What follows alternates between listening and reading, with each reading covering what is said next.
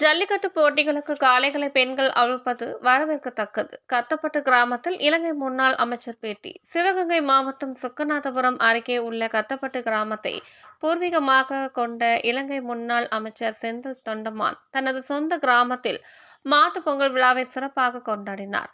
தனது சொந்த ஜல்லிக்கட்டு காளைகளுடன் பொங்கல் வைத்து அந்த காளைகளுக்கு உணவளித்து அப்பகுதியில் மக்களுடன் இணைந்து மகிழ்ந்தார். விவசாயத்திற்கும் கதிரவனுக்கும் நன்றி தெரிவிக்கும் வகையில் அனைத்து காளைகளுக்கும் வேஷ்டி அணிவித்து குடும்பத்துடன் இணைந்து பொங்கல் வைத்து கொண்டாடினார். பின்னர் செய்தியாளர்களை சந்தித்த செந்தில் தொண்டமான் உலக மக்களுக்கு பொங்கல் வாழ்த்துக்களை தெரிவித்ததுடன் ஜல்லிக்கட்டு போட்டிகளுக்கு காளைகளை பெண்கள் அவிழ்ப்பது வரவேற்கத்தக்கது என்று இன்று மதியம் சுமார் 12 மணி அளவில் தெரிவித்தார்.